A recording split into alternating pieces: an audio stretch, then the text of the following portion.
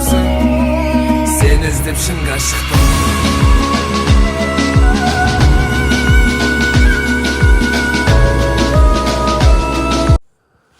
Ассалаумағалейкум достар, сіздермен Қазақ Орда каналы.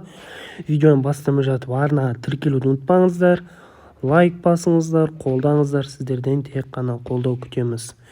Ал достар, мен Инстаграм парақшама тіркеліп кетсеңіздер болады, реклама, сотрудничество болып жатса, маған сол Инстаграмға жазсаңыздар болады, бағасына келісетін боламыз. Ал достар, біздерде пактар ашамыз, әдеттегідей чемпиондар лигасы және де не событие бізде музыкальный событие, соны ашатын боламыз. Сол пактарға және лайфхакқа үлгергендеріңіз бар ма? Бак туралы білсеңіз, енді өтіп кеткеніне байланысты болып жатса да айтып кетейін. Ал бак туралы айтып кетейін. Білмеймін, жасап үлгердіңіздер ма? Оны уже алып тастады. Алдында енді мына жерде Division Rails па, мына жерде лиганың несі болды. Жетондарын береді ғой, енді жаңа событияның. Сол күні түнге қарай кіргенімде, просто кіріп, сол жерде көрдім да, почти бір 500-дей немді беріп тастадым. Тұра беретшер, ертеңдері ашам ғой деп қалған істемей едім. Қалған енді андай неге де құрттым. Екінші жетон бар ғой. Сонымен де аштым, неден беретін, абонементтен беретін. Бір шама нені жасап тастадым, бір жақсы баг екен, действительно, мына жерде бүкіл 50-100 шақты не ашып тастадым. Жақсы ойыншылар түсті, Педро түсті, өте керемет. Полный жауыптың ғой, қараңыздар. Ал кім үлгерді? Төменге жазып кеттіңдер, ал үлгергендер болып жатса. Керемет ойыншылар ұстадым, өз басым жақсы ойыншылар ұстауға мүмкіндік болды. Кеттік, мына жерде біреуді екен, енді жаңа ойыншылар бір қанша ашты, мен 103-ті бір 2 рет ұстадым ау деймін. 103 рейтингтерді 2 рет ұстағаным бар. Самоцвет берді. Бұйырса енді жаңа ойыншылар келеді, осы событияның несіне бұйырса көретін боламыз.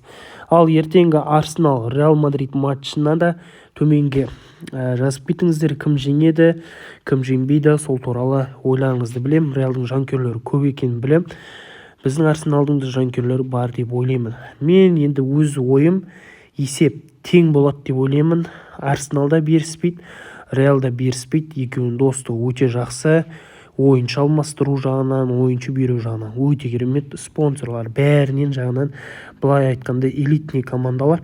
Сондықтан да тең нәтиже ойнайды деген ойдамын. Ал екінші ойында енді Реал Мадрид зорлап жіберу мүмкін Арсеналымызды. Сондықтан да бірінші ойын кішкене интрига ойнатуы абзал мүмкін деп ойлаймын.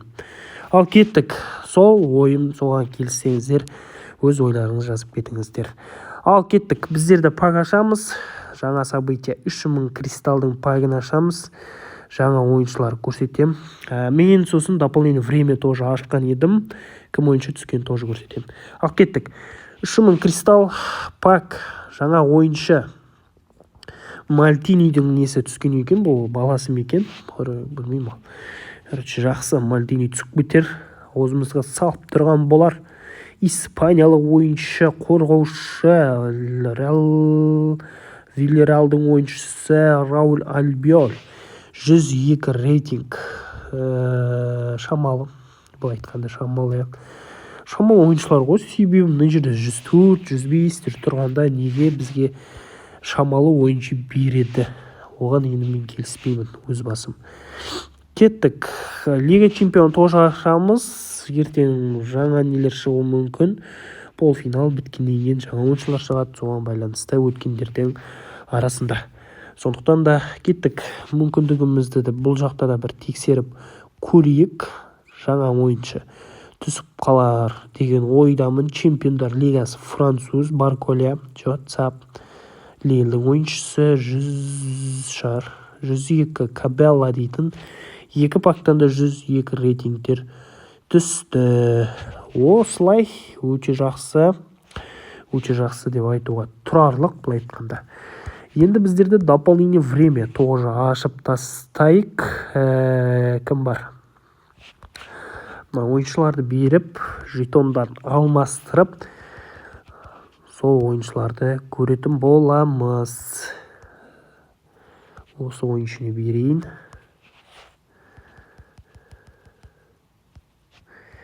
Ал жаңа ойыншы.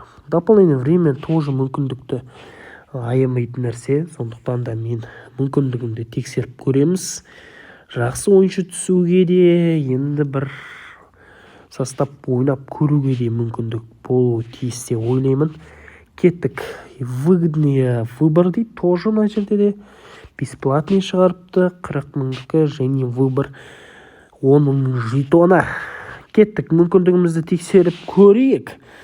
Кімді береді екен? Бұл жерде ойыншы ретінде ешқандай ойыншы жоқ. Маркос Алонсо, Селта Виго ойыншысы.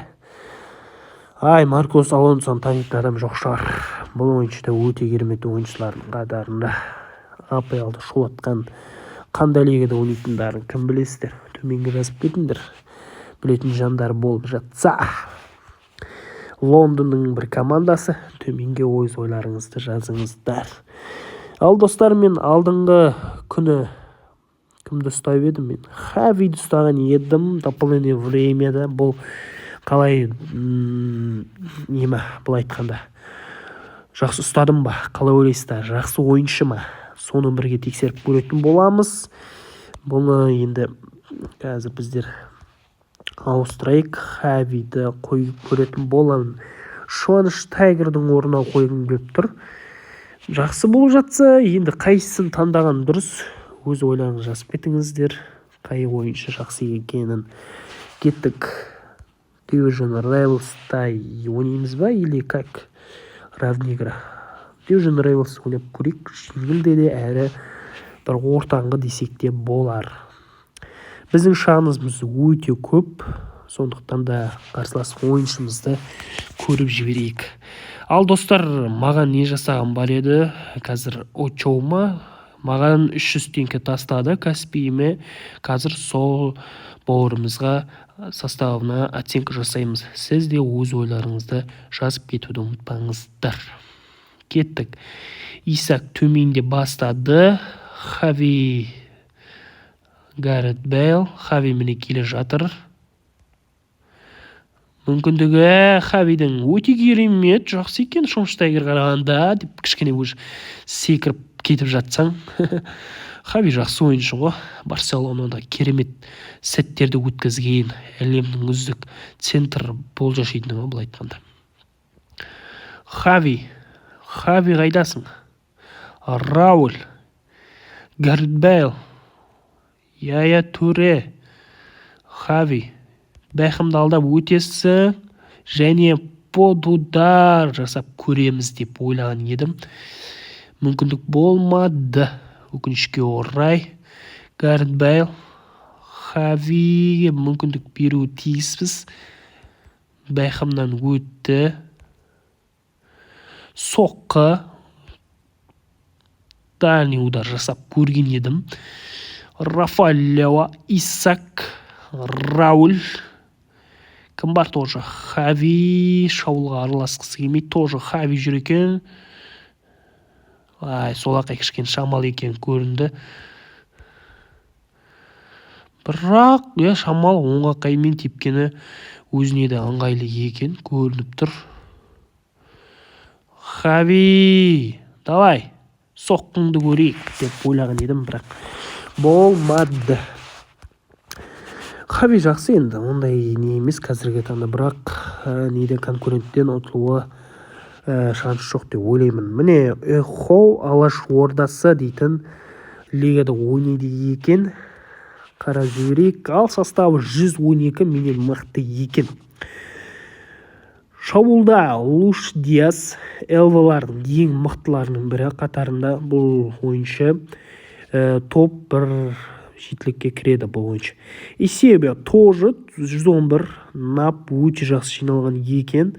Және Луш Фиго 111 мықты. Өте жақсы состав. Онап тұр маған. Мына керемет состав. Былай айтқанда өте керемет. Ортаға секіретін болсақ, Витина 110, міне мықтылық қараңыздар. Және опорник Пирло. Имба ойыншылардың бірі. Куют тоже бар екен. 111 жинаған екінші центрін былай айтқанда бағалауға тұрарлық, өзінің шоуға бір ыңғай беріп тұрған сияқты, бір арттарын жабатын ойыншылар екені көрініп тұр. Және қорғаушыларға келетін болсақ, Роберто Карлос 109 рейтинг, LZ рейтингінде, және Видичті ауыстырғаның дұрыс сияқты. Мен ойымша, ондай қатты мен ойнап көрдім өзім, бірақ ондай қатты мықты деп айта алмаймын. Мүмкіндік болып жатса, соны ауыстырғаның жақсы. Турам енді өте жақсы бұл ойыншы. Правый защитникке де қойсаң да, бір андай ойнай беретін ойыншылар болады, сол сияқты. Өте қорғаушылар да менде енді өте жақсы тұрады. Компания аранда Турамды өте жақсы көріп тұрамын өзім. Кафу да айта алмаймын енді мықты деп, оны да бір ауыстырып жібергенің жақсы. Правый защитник маған да керек, сондықтан да правый защитниктері болып жатса, төменге жазып кетіңіздер. Әдеттегідей қақпашы Буфон өздеріңіз айтпасақ та түсінікті, имба ойыншылардың қатарында Буфон еще десек те болады. Составың өте жақсы, өте керемет, 112 рейтинг, 10-нан 10 берем енді. Өз ойым шын сөзім, ona қарсылығы жоқ. Маған ең ұнап тұрған ойыншылар Пирло ұнап тұр, Турам, Буфон болды. Басқаларын айта алмаймын. Сондықтан да саған рахмет, қолдағаныңа. Алдағы уақытта сенімен дос болуға тырысамыз. Ал кеттік. Осылай достар, видео ұнаса каналға жазылып лайк басуды ұмытпаңыздар. Сіздердің сүйікті каналдарыңыз Қазақ Орда. Келесі кездескенше сау саламатта болыңыздар.